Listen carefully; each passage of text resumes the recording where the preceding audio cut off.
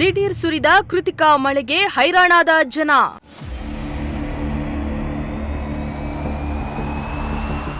ಓಡಾಡಲು ಜನರು, ವಾಹನ ಸವಾರರ ಪರದಾಟ.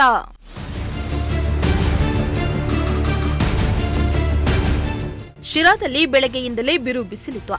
ಬಿಸಿಲಿನ ತಾಪಕ್ಕೆ ಜನರು ಹೈರಾಣಾಗಿದ್ರು. ಆದರೆ ಸಂಜೆ ಸಣ್ಣದಾಗಿ ಶುರುವಾದ ಮಳೆ 7ರ ನಂತರ ಭರ್ಜರಿಯಾಗಿ ಸುರಿಯಿತು. ಕಳೆದ ಕೆಲವು ದಿನಗಳಿಂದ ಅಕ್ಷರಶಃ ಅಗ್ನಿಕುಂಡವಾಗಿದ್ದ ನಗರದಲ್ಲಿ ನಿನ್ನೆ ಸುರಿದ ಮಳೆಗೆ ಕೊಂಚ ತಂಪೆರೆದಿತ್ತು. ಆದರೆ ಸುರಿದ ಮಳೆ ಅಷ್ಟೇ ಅವಾಂತರವನ್ನ ಸೃಷ್ಟಿ ಮಾಡಿ ಜನರು ಪರದಾಡುವಂತಾಯಿತು.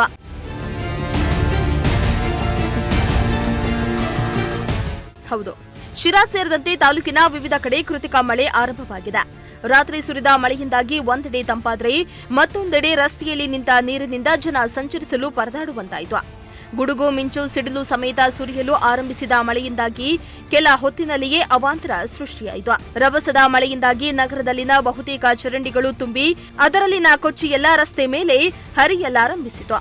ವಾಹನ ಸವಾರರು ಈ ಕೊಳಚೆಯಲ್ಲಿ ಸಂಚರಿಸಲು ಹರಸಾಹಸ ಪಡುವಂತಾಯಿತು.